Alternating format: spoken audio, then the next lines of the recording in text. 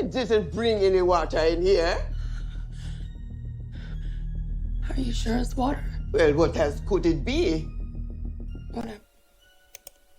The heist offers Malcolm relief from his withdrawal symptoms. River warns Manny to stay away from Zane.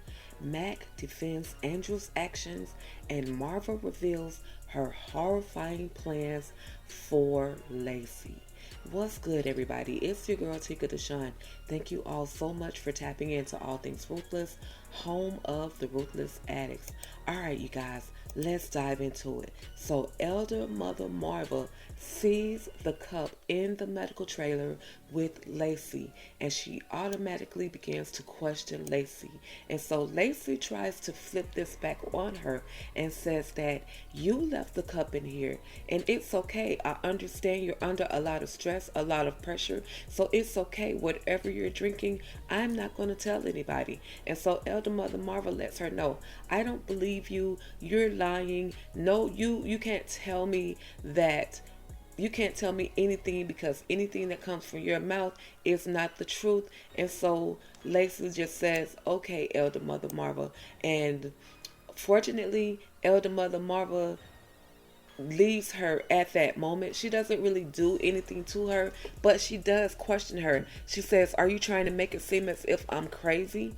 You know, Elder Mother, she may be the oldest elder on the Rockadushi compound. However, she is pretty sharp, and she remembers. It's as if a person who, like I said, they only work in this particular area, so they know the ins and the outs of this particular area. They know if something has been moved, they know if something has been taken away, and they know if something has been added. So that was the case with Elder Mother Marva. So then we're at the sheriff department, and we see the FBI agents have gathered, and they're having a conversation. And in walks this curly haired FBI agent, and he says, did you guys hear the news that there has been a fire at Agent Bryant's home? And so it seems, you guys, that we were questioning prior to whether or not Andrew had completed the mission that he was supposed to have completed, which was to take the bodies of Brian and Lynn to their home and to burn the house down. Well, it seems that Andrew completed that mission. I'm just in OMG state right about now, you guys. So anyway, we also see Ruth and Laura in the kitchen trailer, and Laura is supposed to have her meal, which is supposed to be prepared by Elder Mother Marva. However, Elder Mother Marva has not made her way back there just yet, because she has went to the medical trailer where Lacey is. So Ruth walks outside of the trailer and she yells, has anybody seen Elder Mother Marva? Has anybody seen the Elder Mother? And so Aaron sees that Ruth has stepped out of that trailer, and she is walking away from the trailer because she is going to see, going to try to go and find Elder Mother Marva. So then we see the highest and Malcolm in the trailer, the charge chair trailer, and the highest has those drugs in his hands, and he's there to tempt Malcolm with those drugs, with that heroin. Now, we know that the highest wants to test the drugs to make sure that they're not in bad shape, or they're not bad, so that he can continue to use them and he can still have his life. So if the medicine or if the drugs kill Malcolm, that means that the highest can use these particular drugs. So then, while in that trailer, Malcolm, of course, is still bargaining, but he's going through withdrawals. The sweat beads are running down his chest. He's shivering. He's literally going through withdrawals, and it seems as if those drugs are the only thing that's going to stop him. But the highest says, I can't do this. I can't do this right now. It smells in here. And so Malcolm says, well, you're the one that put me in here. You're the one that left me in here. And he says, well, I can't do this. I can't do this. So the highest walks walks away with the drugs, leaving Malcolm there to fiend for the drugs. But the highest steps outside and he sees Lewis, who is guarding the trailer, and he tells him, go find 2 women and have them come and clean him up. And so Lewis does just that. He walks away and he goes to find the women. But then, you guys, oh my God, this scene right here was freaking crazy. The highest walks into the trailer where George is. Now we're going to slowly but surely see who George is, the strength of George, and why George is really there on that Rakadushi compound. So the highest talks to George and he asks him, why did you stand up, or why did you take up for Daikon? And George tells the highest, because I love you. You are the highest Raku. You are the ultimate. He's just feeding him all of these lines that makes the highest believe him. And the highest says, you are a good soldier. And he still proceeds to punish him. So he tells him, take off your clothes or take off your shirt. And the highest proceeds to give, oh my gosh, y'all, he proceeds to give George 11 lashes with that freaking chain to the back. But George takes it. He takes it as if he's gone through this before. So he gives him, like I said, 11 lashes of that chain to his back. And the highest pretty much wears himself out and sees that these hits are not phasing George at all. And so he tells George to turn around, and George, with a straight face, no tears, no pain, no anything, he questions him. He asks him, how old are you? George says he's 29. He says, he basically asks him, who is he?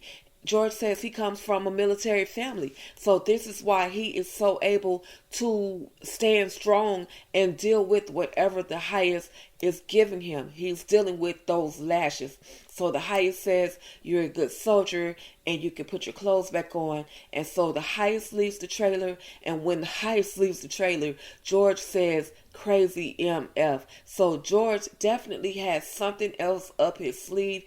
He's also attempting to get in close with the highest. I knew there was something more to George than just him wanting to be Daikon's latest lover, okay? All right, so then we see Daikon and River in the highest's trailer, and they're counting the money, $100 bill by $100 bill by bill. They're placing it in that machine. The money is being counted. River proceeds to attempt to have a conversation with Daikon, but we know Daikon has no love at all for River. He literally cannot stand River. So he puts $100 bill up and says to River, look, if this $100 bill goes missing, I'm going to let the highest know that you are the one that took this money. I'm going to let him know that we're short $100 because of you. Your life is on the line.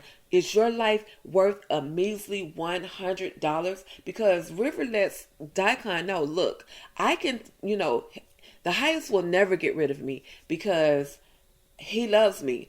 And so Daikon lets him know he probably will take Aaron as your replacement. So you should really be careful. So first, River is there trying to have a whole conversation with Daikon, but Daikon is like not trying to have any conversations with River. So again, the threat is your life for this $100 bill. Is it worth it? Just stand over there, count the money, be quiet, don't say anything to me. So then, you guys, we see Mac. Mac has made his way to the deputy or the sheriff department, and he comes in with this magical green folder, which consists of the details about Brian, his wife, and the fact that his wife was having an affair with Malcolm, and the fact that there is a suicide letter in this folder. He says that Brian wanted to take his own life because of the affair between his wife and Daikon. Between his wife and Malcolm. So clearly Andrew got the word out to put all of this together so fast.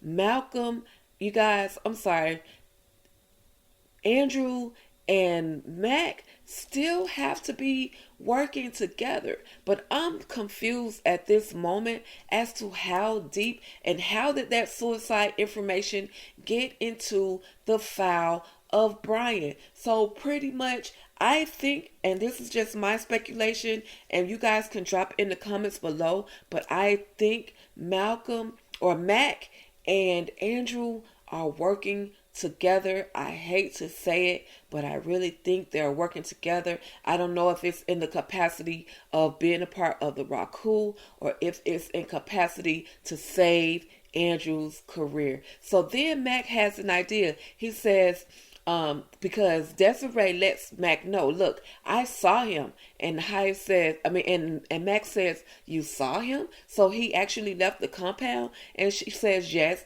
we saw him on the road. And Mac asks, was he in a white Rolls Royce? And she says, yes. He says that because we have that car reported as missing. So maybe you could use that to get a warrant for his arrest.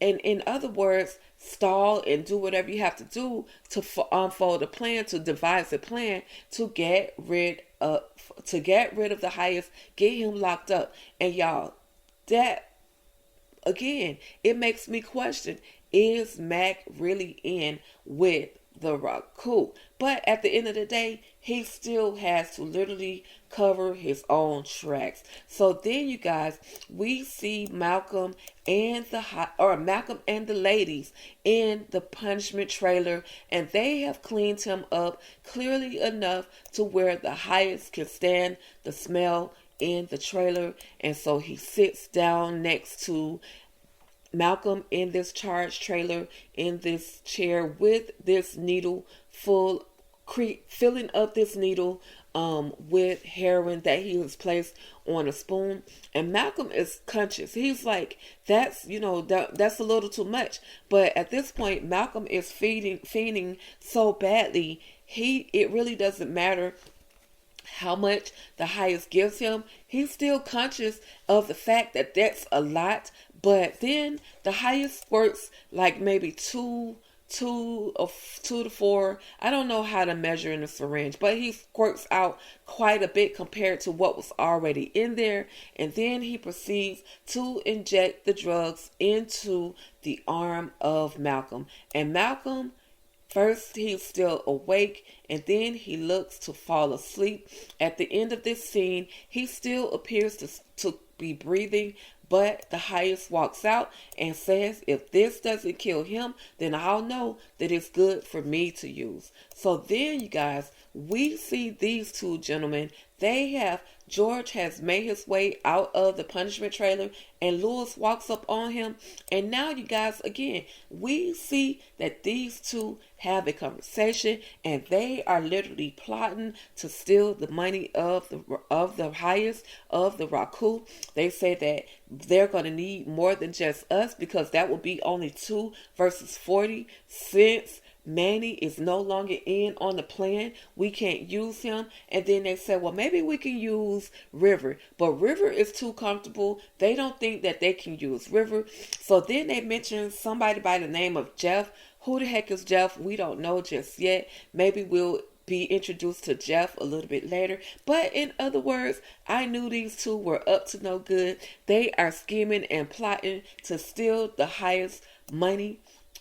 And I'm looking forward to seeing this all play out, you guys. So then we see River as well as Daikon in the money trailer, or in the highest trailer, and River says, well, we're done counting, literally down to the penny, and Daikon waves that $100 bill in his face. Now, this causes River to walk out of the trailer. Now, he's not in a good mood behind any of this. So then up walks Manny, and Manny says, I need to know more about getting enlightened. And so River is like, I'm not telling you. Basically, he didn't want to tell him what it meant, but then he finally tells him, look, if you want to get effed by the highest, this is what being enlightened is. You get effed by the highest, and then you're able to see the women.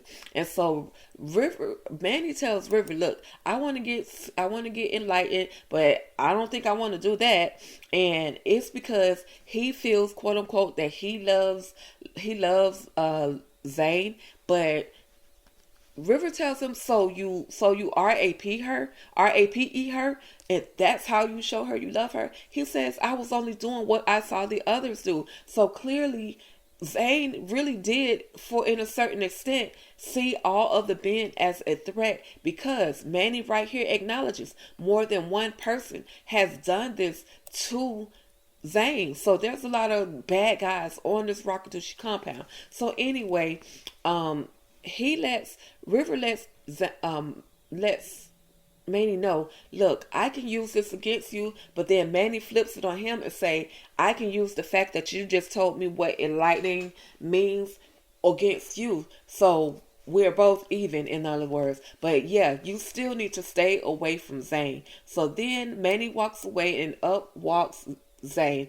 River is talking to Zane and Zane lets River know, hey, I saw Lacey, she's alive, and we've got to help her. We've got to include her in our plan.